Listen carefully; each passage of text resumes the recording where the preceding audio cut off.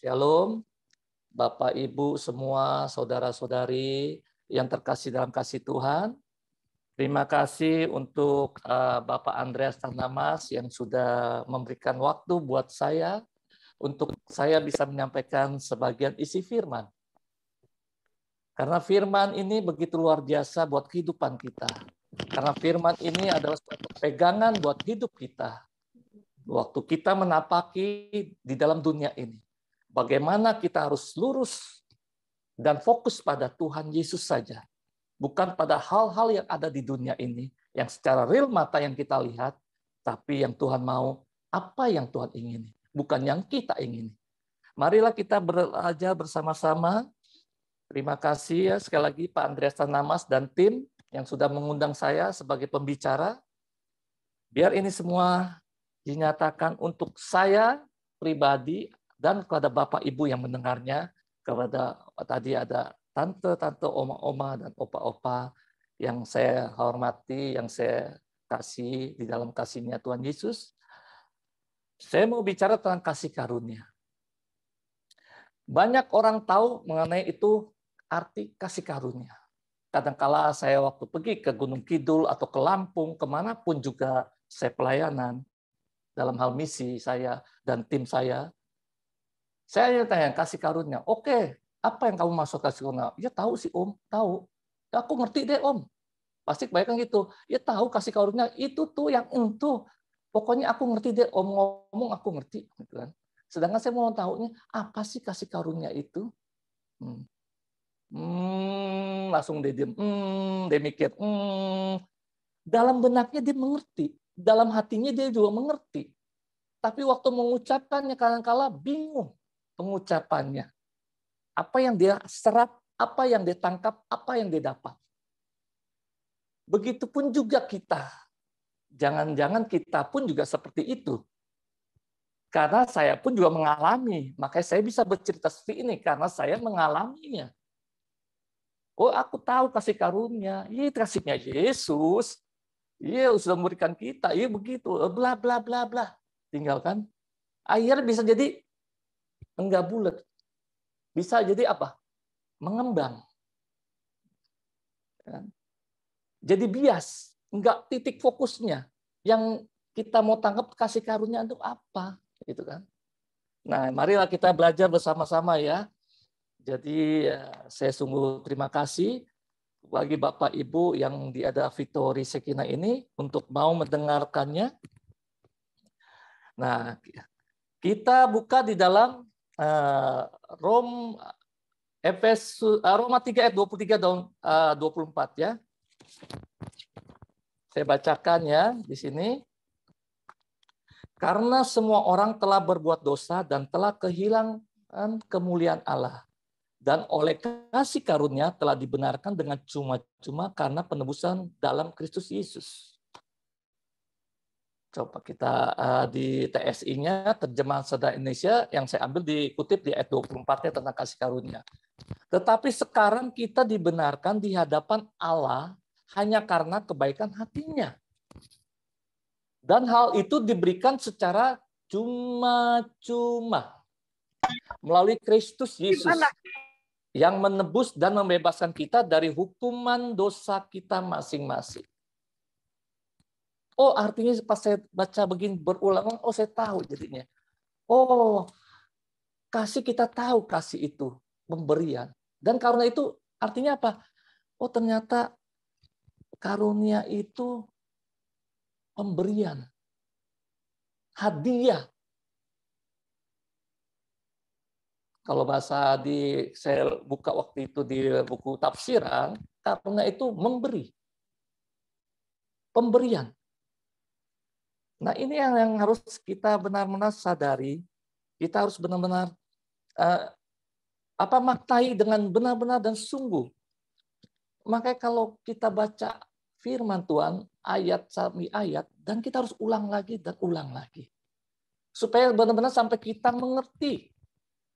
Kalau kita nggak mengerti, baca lagi dan tanyakan, Tuhan apa sih maksudnya ini? Itulah yang Tuhan mau bagi setiap kita anak-anaknya yang kita dipercayakan hidup dalam dunia ini untuk kita hidup dalam kebenaran firman-Nya. Nah, jadi artinya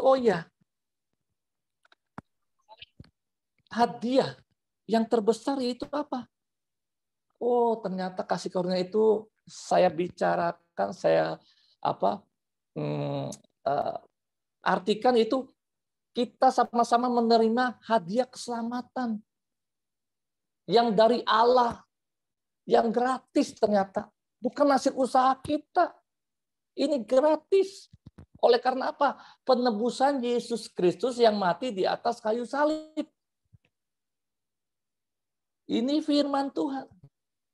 Bukan saya yang berkata mengada-ngada, tapi kita baca lagi di sini Roma 3 ayat 23 dan 24.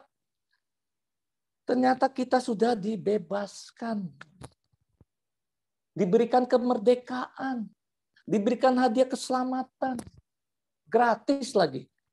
Tapi yang gratis ini kadangkala kitanya itu menganggap enteng.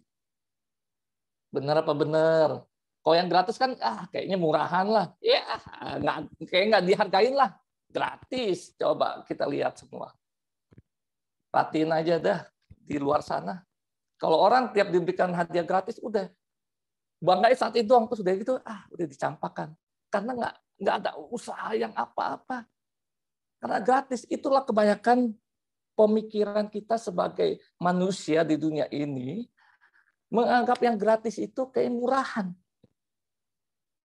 Sehingga tidak memaknai artinya, enggak kita menghargai. Apalagi ini tentang keselamatan. Yesus Kristus yang sudah berkorban hanya untuk menebus dosa kita. Untuk apa? Kemuliaan itu dinyatakan lagi. Supaya apa? Kemuliaan itu saya nyatakan itu hubungan kepada Allah Bapa terkonek lagi melalui Yesus Kristus mati di atas kayu salib.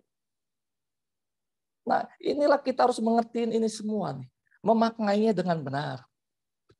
Karena hari demi hari ini banyak begitu rupa permasalahan hidup, ya kan? Apalagi di zaman pandemi ini yang 2 tahun belum selesai juga, sehingga kita terbawa hanyut kepada hal-hal di dalam dunia yang real nyata ini. Sehingga kita tidak mengerti tentang Yesus Kristus yang sesungguhnya. Apalagi tidak memaknai, menghargai pengorbanan Yesus yang begitu luar biasa. Dianggap ecek-ecek. Nah, inilah yang kita harus benar-benar renungkan bersama-sama. Ya, Bapak, Ibu, dan saudara-saudari yang terkasih dalam kasih Tuhan Yesus. Nah, dan saya jabarkan sedikit. Sikap yang tidak sesuai dengan kasih karunia seperti apa sih? Nah, tadi saya bilang kasih karunia itu cuma-cuma, keselamatan yang luar biasa. Tapi kadang-kala kita mempunyai sifat sebagai manusia menjadikan itu hal-hal yang sepele, yang hal ecek-ecek. Sehingga sikap kita sebagai manusia kadang-kala tidak menghargai. Atau saya sebut sikap yang tidak sesuai dengan kasih karunia itu seperti apa? Pertama, saya langsung cepat karena waktunya hanya 30 menit, jadi saya cepatkan sedikit. Karena kalau ini saya bicara ini bisa berbulan-bulan sebenarnya kalau saya mengajar kepada di tempat lain. Nah, tapi ini saya singkatkan semua, biar nanti Bapak, Ibu, dan oma-oma, dan opa-opa yang saya kasihi untuk nanti pelajari kembali. Ya, terima kasih. Itu pertama bisa apa? Pasif, diam. Artinya malas. Contohnya di mana, Om, Tante, atau itu, atau Om, di mana sih Om? Oke, kita ambil yang gampang aja, yang simple, yang banyak kita tahu dan kita sering dengar. Di dalam Matius 25 ayat 14 sampai 30. Enggak perlu dibaca, nanti Bapak, Ibu, dan saudara-saudari sekalian membacanya di rumah kembali. Inilah yang saya belajar untuk memberikan suatu wacana untuk kita benar-benar mau rindu akan firman-Nya, mengupasnya kembali, bukan hanya mendengar tok. Nah, ini ya. Itu apa sih di dalam Matius 25 ayat 14 sampai 30? Itu perumpamaan tentang talenta. Tuannya yang mau pergi, tapi dia panggil hamba-hambanya, pelayan-pelayannya. Ada yang diberikan 5 talenta, 2 talenta, 1 talenta. Itulah cerita dalam Matius 25 ayat 14 sampai 30. Tetapi kita fokusnya pada yang hamba 1 talenta. Dia ulang, dia 5 talenta, 2 talenta, aku 1 talenta. Amin, aku pendam aja, aku simpan aja. Nah, aku kubur aja dalam tanah, udah. Nanti kalau Tuhan datang, aku pulangin lagi. Dia nggak mau berusaha. Dia nggak mau mulai bekerja, mengasah, mengeksplor. Nah, ini yang sebenarnya Tuhan ini nggak mengibaratkan sebagai Allah yang mempercayai kita. Kadang-kala kita tidak mau mengeksplor, mengupgrade di diri kita, hidup kita. Kalau sudah dipercaya gini satu, ya udah kita aja udah diam, nggak mau ngapa-ngapain, diam aja, menang wayai, anteng aja. Nah, istilahnya gitu kan. Sedangkan Tuhan nggak mau seperti itu, maka dikasihlah perumpamaan seperti ini supaya kita anak-anaknya yang dikasihnya supaya kita sadar. Supaya kita respect akan firman Tuhan dengan benar dan sungguh. Nah, akhirnya yang setelah itu kan nggak berkenan. Itu artinya apa? Malas. Tidak mau berkreasi. Nggak mau beraktivitas. Nah, inilah saya bilang sifatnya. Yang orang yang tidak menghargai kasih karunia. Atau sikap yang tidak sesuai dengan kasih karunia. Dan apalagi di ayat 26. Karena apa? Karena dia tidak ada roh penundukan dan taat kepada Tuhan, pada tuannya. Inilah yang kita harus sadari. Kedua, apalagi sih? Yang saya bilang, kedua ternyata kalau kita yang tidak menghargai kasih karunia, paling kasih karunia itu tidak bisa diukur dengan nilai harta di dunia ini. Maupun Bapak Ibu punya harta melimpah seperti apapun tidak bisa membandingkan membayar ganti dengan apa? Penebusan karya Yesus di kayu salib. Tidak bisa. Makanya kita harus merenungkan, kita harus usapi, keselamatan itu begitu dahsyatnya, luar biasanya, begitu mahalnya. Inilah yang kita harus sadari. Nah, kedua apa? Tadi saya bilang bersifat pasif. Pertama, kedua apa? Terus-menerus berbuat dosa. Kita buka di Galatia 5 ayat 13. Yang mengatakan, yang firmannya saya bacakan, saudara-saudara, memang kamu telah dipanggil untuk merdeka. Tetapi janganlah kamu mempergunakan kemerdekaan itu sebagai kesempatan untuk kehidupan di dalam dosa. Melainkan layanilah seorang akan yang lain oleh kasih. Nah, di Galatia 5 ayat 1-nya mengatakan juga seperti ini. Supaya kita ini sungguh-sungguh merdeka. Kristus telah memerdekakan kita. Nah, itu kan. Karena itu berdiri teguh dan jangan mau lagi dikenakan kuk perhambaan. Coba kita renungkan sebentar nih ayat ini. Supaya kita sungguh-sungguh merdeka karena Yesus sendiri yang memerdekakan kita. Yesus yang memerdekakan kita. Bukannya kita yang memerdekakan diri sendiri, tapi Yesus. Oleh karena Yesus. Oleh karena apa? Pengorbanan Yesus. Maka Yesus mengatakan, karena itu berdiri teguh dan jangan mau lagi dikenakan kuk perhambaan. Itu perhambaan apa? Akan dosa. Tapi kadang-kala kitanya balelo, gablek. Udah tahu firman, kita dengar. Ini saya dulu ya, maaf jangan tersinggung ya Bapak Ibu, om-om dan tante di tempat ini. Ini saya sendiri, contohnya saya sendiri. Saya nggak mau ngambil contoh yang lain, tapi saya sendiri pribadi. Dulunya saya tahu firman, saya mengerti firman. Lahir sudah di Kristen, orang tua Kristen, brojol Kristen, dia langsung dibilang kan, Langsung jalan, berjalanan, merangkak, berdiri, melangkah, berlari, terus sampai apa? Udah bisa berkata-kata, masuk sekolah minggu. Sekarang namanya gereja anak. Banyaklah sekalian. Terus aktif. Wah, hari Minggu terus. Kegiatan, ikut, ibadah.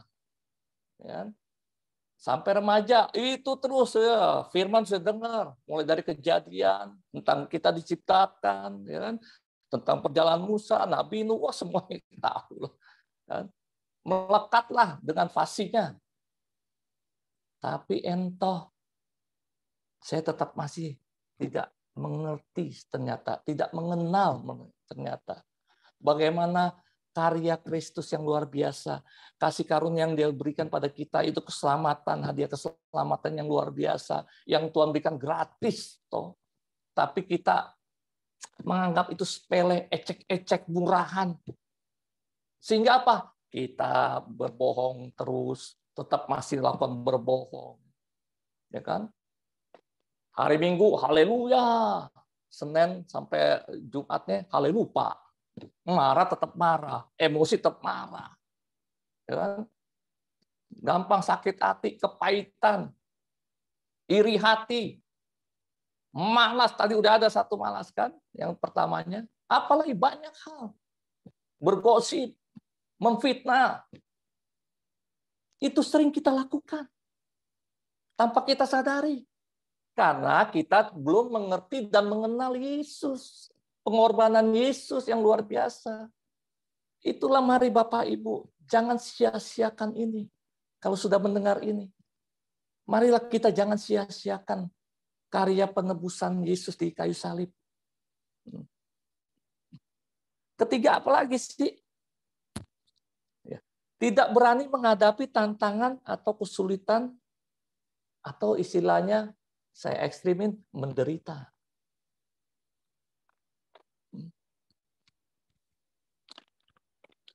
Ya, saya percepat aja karena kalau ini dalam biasanya kalau saya bicara dalam terus berbuat dosa itu bisa penjelasannya bisa panjang lebar, bisa makan waktu setengah jam lebih. Tapi ini saya persingkat aja supaya Bapak Ibu benar-benar nanti menyerap, mempelajari kembali. Karena kita harus bersama-sama mempelajari lagi isi firman Tuhan. Itulah kalau kita mau melekat pada Dia, pada firman-Nya, pada Tuhan Yesus. Itu ketiga apa? Tidak berani menghadapi tantangan atau kesulitan yang ekstrim. Saya bilang tidak mau menderita. Maunya enak aja, nyaman aja. Maunya yang eng-ing-eng. Kalau bahasa saya itu kan kecil, kalau dari asli Cina Betawi, bilangnya eng-ing-eng. Ya, orangnya mau enak aja, enjoy aja. Masa bodoh, nggak mau mikirin, gitu kan? Nah, itu kan ke situ. Kita buka di Filipi 1 ayat 29 ya. Firman-Nya mengatakan, sebab kepada kamu dikaruniakan bukan saja untuk percaya kepada Kristus. Tuh kan? Ini firman Tuhan ya. Bukan saya yang menulis ya, tapi firman yang ada dalam Alkitab ini, Injil. Di jemaat Filipi. Ya. Sebab kepada kamu dikaruniakan bukan saja untuk percaya kepada Kristus, melainkan juga untuk menderita untuk Dia. Melainkan juga untuk menderita untuk Dia, bukan untuk menderita untuk diri kita, untuk Yesus. Nah, contoh, kita digunjingin aja, digosipin, sok suci lu, sok ini lo, udah kita marah, kita emosi, kita temperamen, payah lu, gitu kan, pasti kan ada yang gitu kan, mengejek kita, mengiyakan kita ya, dikecilkan, dikucilkan lah istilahnya. Wow, sok suci lu aja belum tentu benar begini. Itu prediksi dia. Kitanya, enggak, gua udah benar. Saya udah benar. Saya udah lakukan ini. Langsung marah. Langsung tanduknya keluar. Nek. Ya, itu kan. Atau dia tinggal sing-singkan lengan baju. Itu yang biasanya yang arogan langsung deh. Lu nggak tahu gue siapa. Lu ngeliatnya dari mana? Gitu kan pasti begitu. Nah ini kadang-kala nggak mau menderita, nggak mau menghadapi tantangan.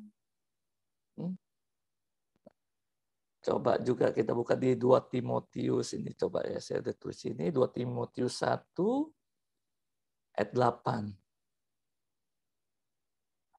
Ya, mengatakan, jadi janganlah malu bersaksi tentang Tuhan kita dan janganlah malu karena aku. Seorang hukuman karena dia, melainkan ikutlah menderita bagi Injilnya oleh kekuatan Allah.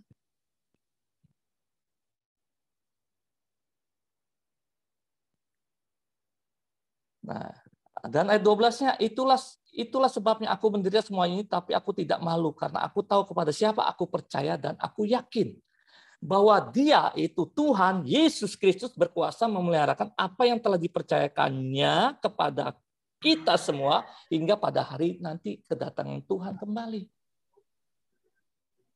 Artinya apa? Ternyata ikut Yesus bukan hanya iming-imingnya berkat terus, berkat dan berkat. Tapi juga kita harus siap menderita oleh karena dia. Itu banyak kejadian di sana-sini. Marilah, saya minta Bapak, Ibu semua, om-om dan tante-tante, oma-oma, opa-opa, benar-benarlah kita ikut Yesus, kita harus mengerti, kita harus mengenal. Bukan kita hanya kenal doang, kalau kenal tahu doang. Nggak mengerti, nggak mengenal. Kalau mengenal tuh, yang artinya mengenal itu bisa tahu kedalamannya, tahu karakteristiknya, tahu gaya hidupnya. Itu yang namanya baru mengenal. Kalau kita tahu, oh itu Yesus, itu kenal tok doang. Kalau kita sampai karakter kita berubah, itulah namanya kita mengenal. Makanya Allah akan mengenal akan kita. Otomatis, itu otomatis.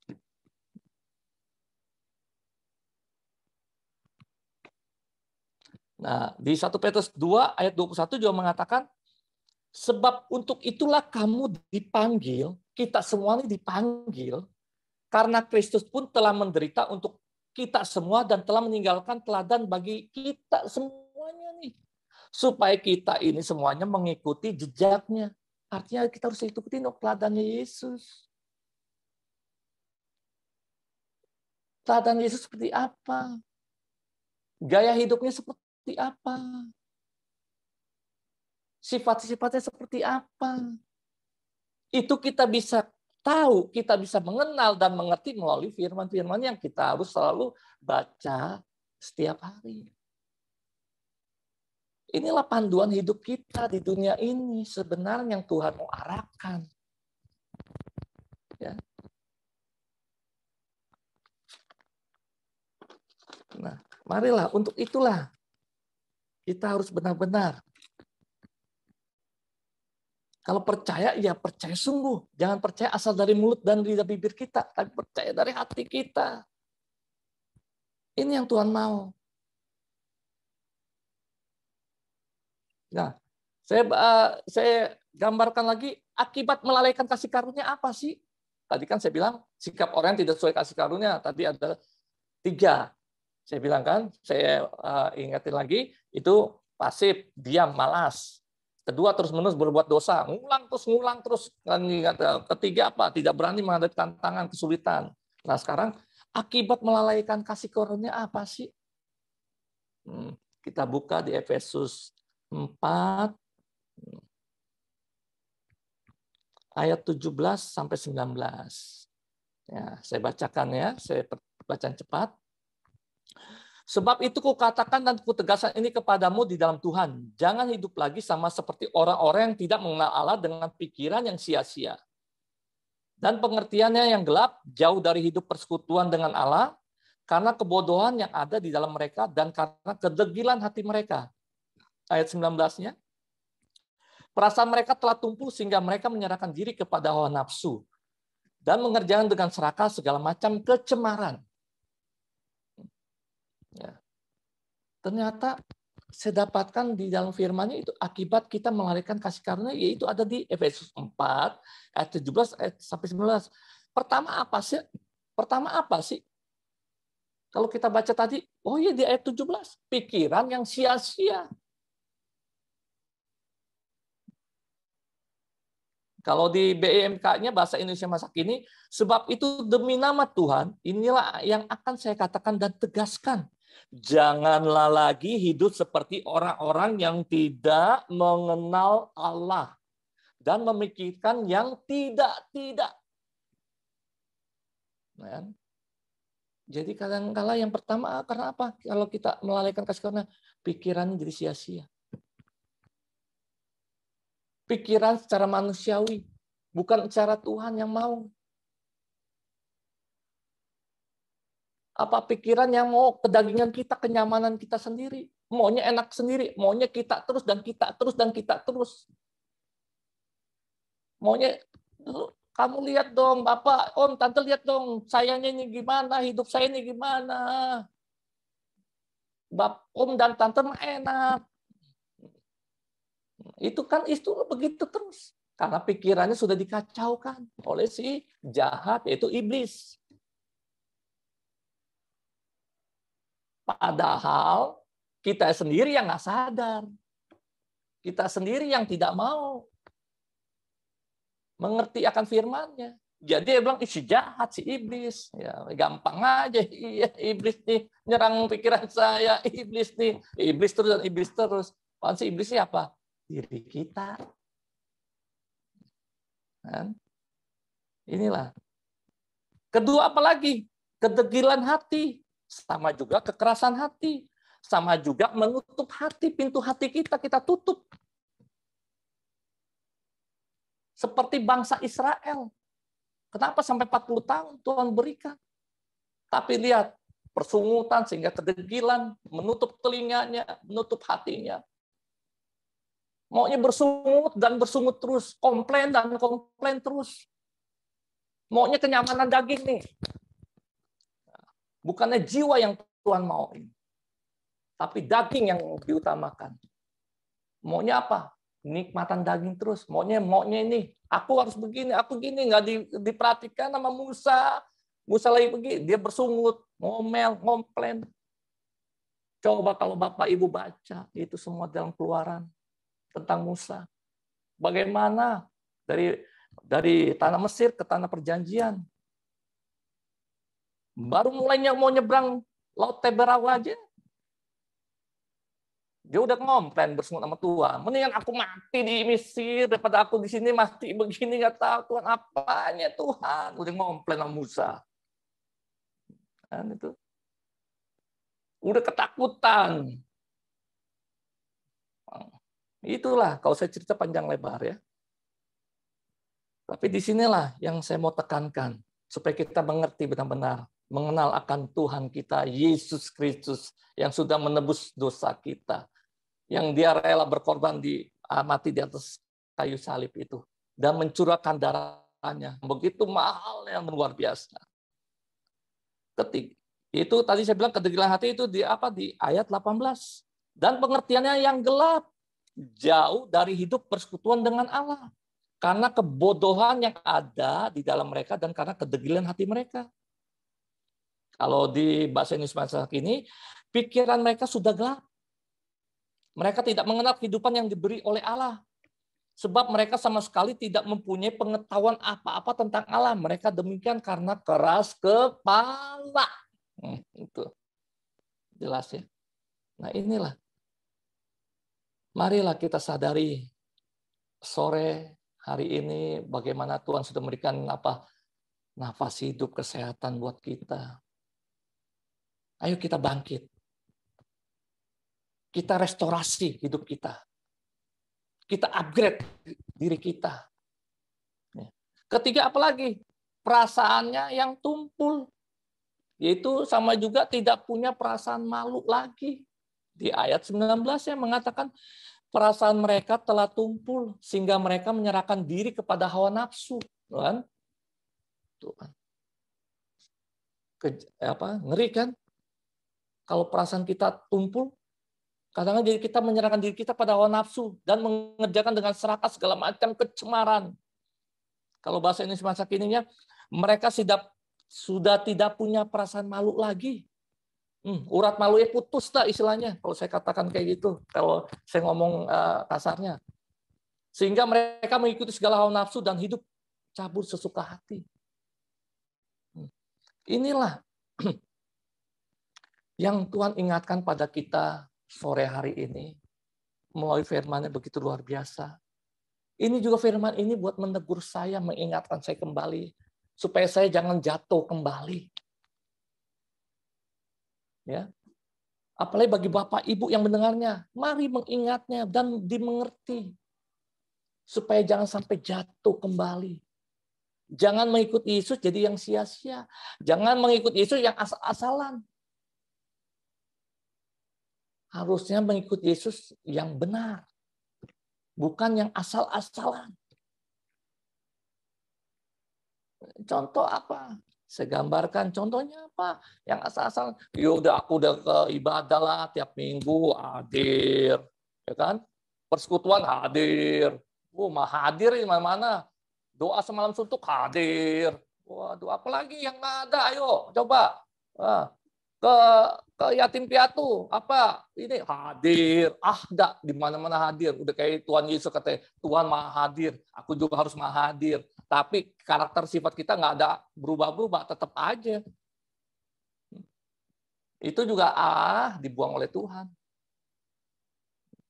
Inilah yang kita harus mengerti sekarang ini, kita harus pelajari dengan benar.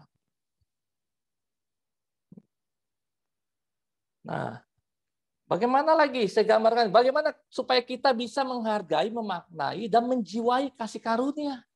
Nah, tadi kan ada 3 poin ya, selalu bisa lebihkan 3 poin. Nah, kalau yang solusinya ada 4 poin. Kan enak kan, banyak kan jadi catatan ayatnya kan. Supaya apa? Nanti sesudah kita berkumpul bersama di Victory Shekinah ini yang berglori, haleluya, ya. Ada sukacita melimpah. Sudah itu kita ulang lagi, kita baca lagi, kita aplikasikan, kita renungkan kembali. Bukan hanya dengar sekarang ini terus udah besok hahaha bye bye. Lupa deh, gitu kan? Kesandung dikit tok udah lupa deh. Baru dengar di sini Victory Shekinah, pulang, waktu ketemu gini, ya Tuhan ampuni saya, sukacita menimpa, haleluya, hosana bagi kita, pas kesenggol dikit, kurang ajar lu, baru ini udah ini, baru berapa jam deh, berapa menit, baru kesenggol langsung sama orang nggak sengaja, kurang ajar lu nggak tahu gue siapa, gitu lagi, hati-hati ya, hati-hati. Saya ngomong gini, saya pernah melakukan ini, makanya saya bisa gamblang dengan menceritakan ini semua. Saya sadar, saya harus hilangkan itu, saya harus hancurkan itu, saya harus salibkan daging itu. Nah itulah yang Tuhan mau ya. Nah sekarang balik lagi nih ke poin-poinnya. Bagaimana kita bisa menghargai, memaknai, menjiwai kasih karunia yang Tuhan sudah berikan. Itu pertama. Efesus 4 ayat 24. Yang mengatakan, dan mengenakan manusia baru yang telah diciptakan menurut kehendak Allah di dalam kebenaran dan kekudusan yang sesungguhnya. Kalau BMK saya bacakan supaya Bapak Ibu bisa langsung mendengar. Hendakkah kalian hidup sebagai manusia baru yang diciptakan menurut pola Allah, yaitu dengan tabiat yang benar, lurus, dan suci. Nah, kita baca lagi di Kolose 3 ayat 10. Mengatakan, dan telah mengenakan manusia baru yang terus-menerus diperbarui untuk memperoleh pengetahuan yang benar menurut gambar Khaliknya. Kalau BIMK-nya, kalian sekarang sudah diberi hidup yang baru. Kalian adalah manusia yang baru, yang sedang diperbarui terus-menerus oleh penciptanya, yaitu Allah, menurut rupanya sendiri. Maksudnya ialah supaya kalian mengenal Allah dengan sempurna. Jelas kan? Jadi kita harus jadi manusia baru. Itu bertobat. Pertobatan yang sungguh yang Tuhan minta. Inilah kalau kita mau memaknai, menjiwai kasih karunia yang Tuhan sudah berikan secara gratis, cuma-cuma. Ya. Itu bertobat. Bukannya tomat. Kalau tomat, sekarang tobat, besok kumat. Bertobat yang sungguh-sungguh. Arti bertobat, tinggalkan. Itu semua. Kubur semua itu karakter itu yang lama-lama. Tapi Tuhan bilang di sini, di dalam Kolose, melalui murid-muridnya apa? Kita harus terus-menerus, artinya nggak instan. Ingat ya Bapak, Ibu, Om-Om, dan Tante-Tante, adik-adik, kalau ada anak-anak di sini. Bertobat itu harus ada perjuangan. Melakukan terus-menerus, nggak langsung kita udah deh, aku udah bertobat. Aku udah nggak berbohong, tapi nipu jalan. Apa yang bertobat? Aku apa tidak menipu? Marah-marah jalan. Apakah itu bertobat? Ayo, saya mau tanya Bapak Ibu, apakah itu bertobat? Pikiran nyeleneh, Victor, pikiran kotor, apakah itu bertobat?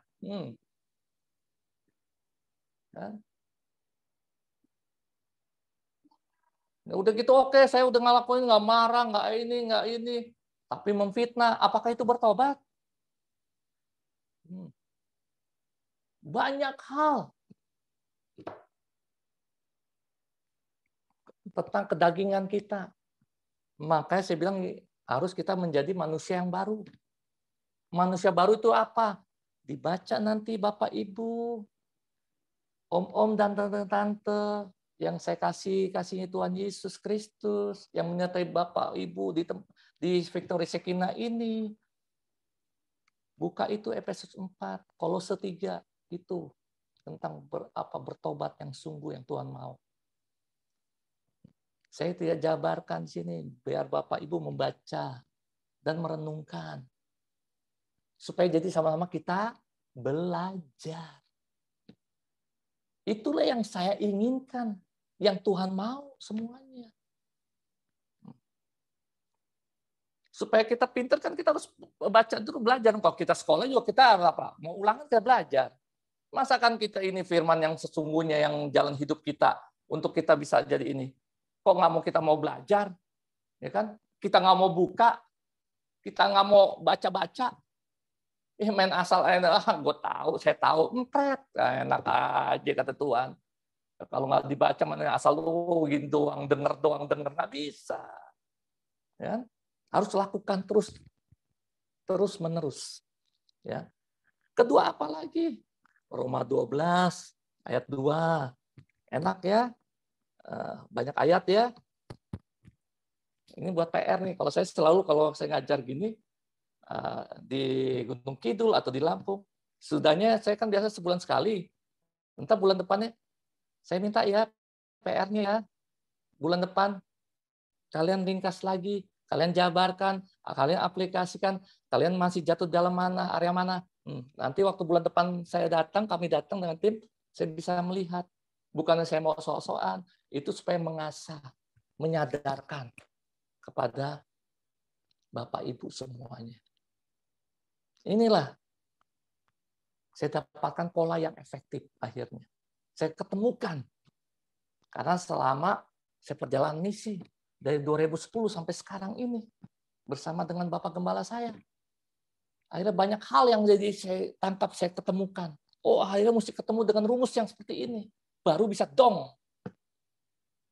Kalau nggak akan dong. Itu kan. Nah, Roma 12 ayat 2 mengatakan seperti ini. Janganlah kamu menjadi serupa dengan dunia ini. Kan? Janganlah kita semua menjadi serupa dengan dunia ini, tetapi berubahlah oleh pembaharuan budimu, sehingga kamu dapat membedakan manakah kehendak Allah, apa yang baik, yang berkenan pada Allah, dan yang sempurna.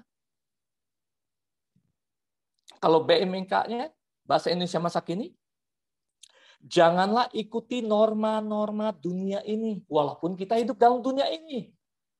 Biarkanlah Allah membuat pribadimu menjadi baru. Supaya kalian berubah. Supaya kita ini semua berubah. Dengan demikian, kita sanggup mengetahui kemauan Allah. Akhirnya kita bisa sanggup mengetahui kemauan Allah. Yaitu apa yang baik dan yang menyenangkan hatinya Tuhan. Dan yang sempurna. Jelas kan?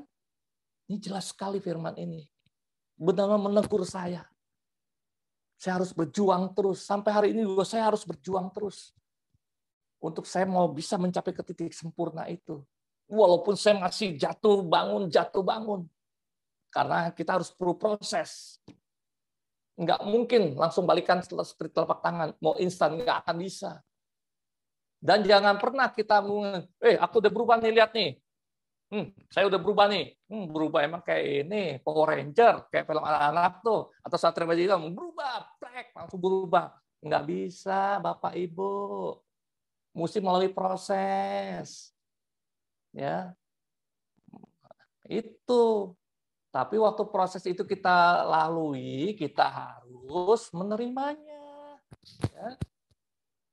Dengan sukacita, bersyukur, terima kasih Tuhan. Ini berarti aku harus pulih dalam arena ini.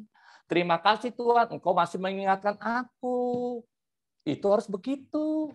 Jangan, terima kasih Tuhan ini buat si A. Terima kasih Tuhan ini buat si bapak ini, anu. Terima kasih Tuhan ini ternyata firman buat ini. Tanteku, omku, saudaraku, empret, kata Tuhan. Ini firman buat diri kita sendiri. Itu yang benar. Ya, itu yang benar. Yang Tuhan mau. Pribadi lepas pribadi. Ya. Sorry ya, saya nggak marah loh. Saya nggak marah-marah nih. Saya sebenarnya menegaskan. Karena saya mengasihi Bapak Ibu, om-om dan tante-tante di tempat ini ya. Ya. Efesus 4 ayat 23. Kita buka lagi nih Efesus 4. Tadi Roma 12 ayat 2. Sekarang Efesus 4 nih tadi saya udah ini, tunggu sebentar ya. Ayat 23 mengatakan, supaya kamu dibaharui dalam roh dan pikiranmu. Bahasa Indonesia masa kininya, hendaklah hati dan pikiranmu dibaharui seluruhnya. Gitu kan? Hendaklah hati dan pikiran kita dibaharui seluruhnya. Artinya nggak setengah, nggak 20%, 50%, atau 70%, atau 99%, ternyata 100% yang Tuhan minta. Yang artinya di sini saya tekankan bagaimana kita bisa menghargai, memaknai, menjiwai kasih karunia itu kedua, tadi pertama manusia baru itu bertobat. Kedua apa? Pembaharuan akal budi. Pembaharuan pola pikir ternyata yang Tuhan minta. Kedua melalui pola pikir kita, pembaharuan akal budi kita. Dengan apa membaharui akal budi? Nah, itu nanti ada urutannya ya. Saya gambarkan terus. Nah, ketiga apa? Mazmur 1 ayat 1 sampai 3. Ayo di sini yang hafal ayat ini angkat tangan. Nah, kalau sekolah minggu kan kalau saya tanya gini anak remaja, siapa yang hafal? Langsung angkat tangan. Saya berikan coklat deh. Hadiah coklat. Nah, pasti kita sudah meremah ini firman ini kan. Ya. Firman ini kita meremah dengan sendirinya. Karena ini sering didengungkan. Dan ini sebenarnya firman ini dasar untuk kita menjadi Kristen yang sejati. Dasar untuk kita menjadi mengenal akan Yesus Kristus. Di dalam Mazmur 1 ayat 1 dan 3. Yang berbunyi mengatakan berbahagialah orang yang tidak berjalan menurut nasihat orang fasik. Kan masih apa kan? Yang tidak berdiri jalan orang berdosa. Dan yang tidak duduk dalam kumpulan pencemooh. Tetapi yang kesukaannya apa? Ialah Taurat Tuhan dan merenungkan Taurat itu siang dan malam. Maka ia akan seperti pohon yang ditanam di tepi aliran air. Artinya tidak pernah kering, tidak pernah layu. Yang menghasilkan buahnya pada musimnya. Dan pada musim terus menghasilkan buah, tidak pernah tidak. Terus berbuah terus. Dan yang tidak layu daunnya katanya, apa saja yang dibuatnya berhasil. Kok senang berhasil kan langsung enak nih. Orang nganggepnya yang di ayat 3 aja, berhasil. Tapi ayat 2-nya. Kesukaannya apa? Ayo apa? Kalau Betawi bilang kan, orang Betawi bilang, kesukaannya apa? Ayo kesukaannya apa? Ayo kesukaannya apa? Taurat Tuhan, firman Tuhan. Ditulis dengan jelas ini. Baru akan kita dapatkan keberhasilan. Nah, kedua di mana? Yosua 1 ayat 8 yang mengatakan Renungkanlah. Bapak Andreas mau bicara ya. Ayat 8. Udah nggak sabar ya Bapak Andreas ya. Minta maaf ya, tambahin waktu sedikit lagi ya Pak Andreas ya. Sedikit lagi habis nih, saya habisin. Janganlah engkau lupa memperkatakan kitab Taurat ini, tetapi renungkanlah itu siang dan malam, supaya engkau bertindak hati-hati. Sesuai dengan segala yang tertulis di dalamnya. Sebab dengan demikian perjalanan kita semua akan berhasil. Dan kita akan menghasilkan keuntungan. Tapi bukan materi ya. Saya ingatkan bukan materi. Jangan disalah tafsirkan. Ayo adik-adik. Kalau saya kan gitu. Mohon maaf ya. Saya guyon sedikit ya. Ya, supaya apa? Jangan ditafsirkan yang nyeleneh. Ini Tuhan berikan keberhasilan dalam apa? Kerohanian kita dulu supaya dewasa. Baru akan ditambah-tambahkan. Nah, ini kan saya tadi bukanya di Mazmur 1 ayat 1, Yosua 1 ayat 8. Ini saya dapat timbul, saya bisa mengapa ini. Saya dapat timbul, Om, itu kan di perjanjian lama. Coba Om di perjanjian baru. Wah, tuh waktu itu nih kejadian, wah udah lama 7 tahun yang lalu, 6 tahun yang lalu. Oh, saya bilang, Tuhan di mana ya? Di perjanjian baru. Karena perjanjian baru saya tahunya nggak ada. Akhirnya saya buka, wah waktu itu saya lagi ingat tentang apa? Oh, tentang 7 jemaat. Ternyata ada di Wahyu 1 ayat 3. Yuk kita. Wahyu 1 ayat 3 yang mengatakan apa? Sebab itu katakanlah kepada mereka semua. Beginilah firman Tuhan semesta alam. Kembalilah kepadaku, kata Tuhan Allahku. Kembalilah kepadaku. Demikian firman Tuhan semesta. Maka aku, tunggu, sorry, ini salah ketik nih. Wahyu 1, Wahyu 1 ayat pokok. Tunggu sebentar ya. Keluarnya Wahyu 1 ayat 3. Sorry. Berbahagialah ia yang membacakan dan mereka yang mendengarkan kata-kata nubuat ini. Nah, akhirnya sama kan? Di perjanjian lama dan akhirnya ada saya dapatkan di perjanjian baru. Waktu saya mengungkapkan tentang 7 jemaat.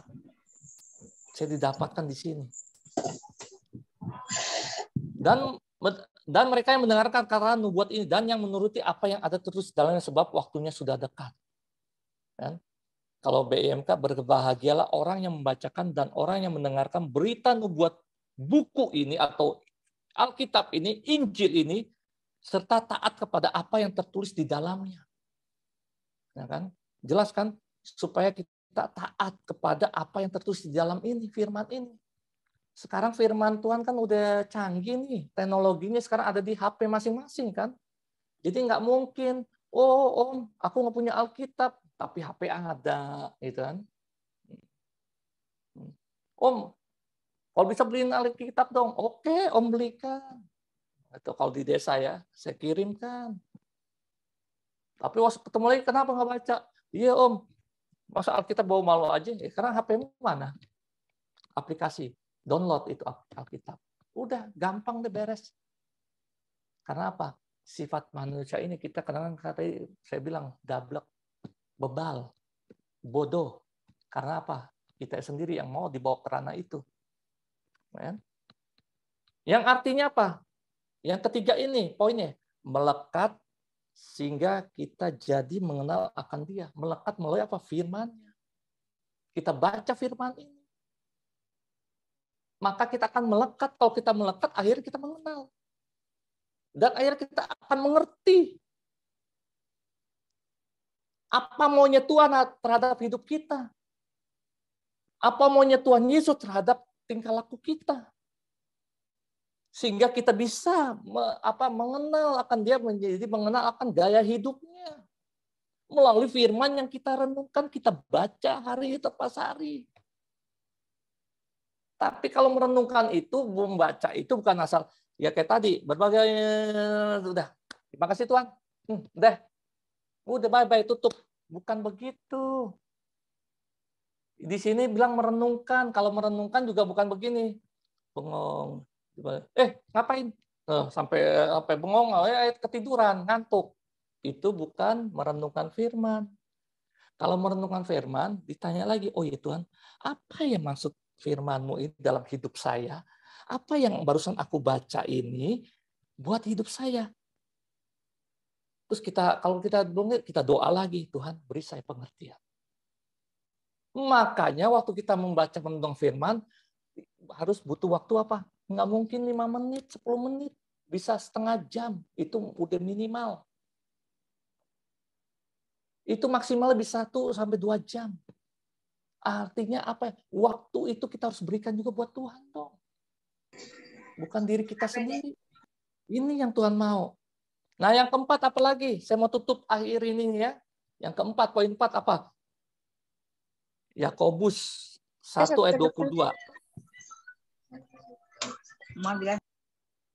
Yakobus 1 ayat 22 mengatakan firman-Nya, tetapi hendaklah kita semuanya ini menjadi pelaku firman-Nya.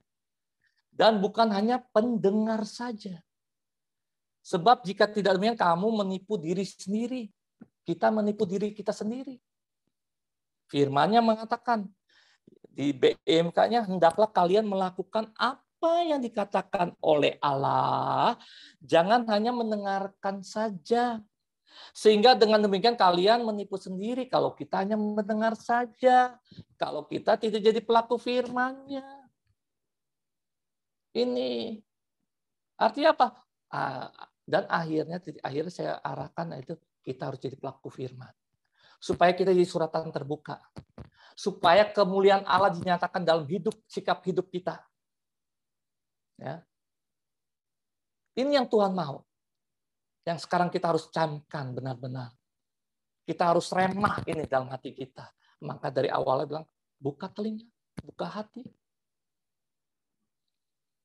Makanya akhir katanya, saya hanya membuat dengan kata-kata profetik seperti yang Kotex sering katanya, dia sering berkata-kata profetik. Saya juga mau memberikan ini kepada Bapak Ibu semua, bagi saya pun juga ini kata-kata ini menguatkan saya terus-menerus, mengingatkan saya akan terus-menerus tentang hal ini, supaya saya menjadi manusia baru, supaya saya yang bertobat sungguh, ya.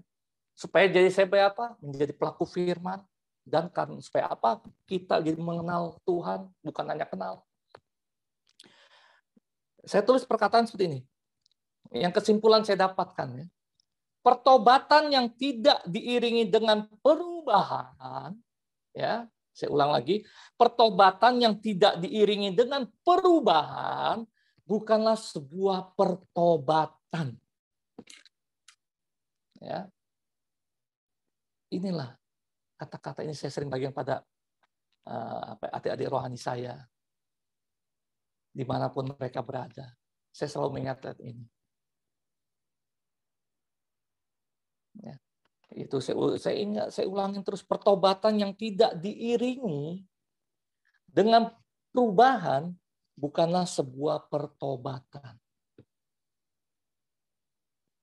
Jadi Bapak, Ibu, Om, dan Tante yang saya lihat di sini, semua yang dikasih oleh Tuhan Yesus, kita semua sudah diberikan gratis, cuma-cuma, dengan harga yang tidak dapat diukur, dengan nilai-nilai harta benda di dunia ini, maupun emas, rumah, harta apa, yang nggak bisa dinilai dengan hal itu, keselamatan yang Tuhan berikan. Tidak bisa diukur. Tapi yang Tuhan mau hanya kita berubah menjadi manusia baru dan menjadi sesuai dengan kehendaknya yang Dia ingini. Itu apalagi menjadi pelaku firman. Melalui merenungkan firman itu siang dan malam. Sehingga kita harus mengerti. Kita harus sadar. Terima kasih Bapak Ibu.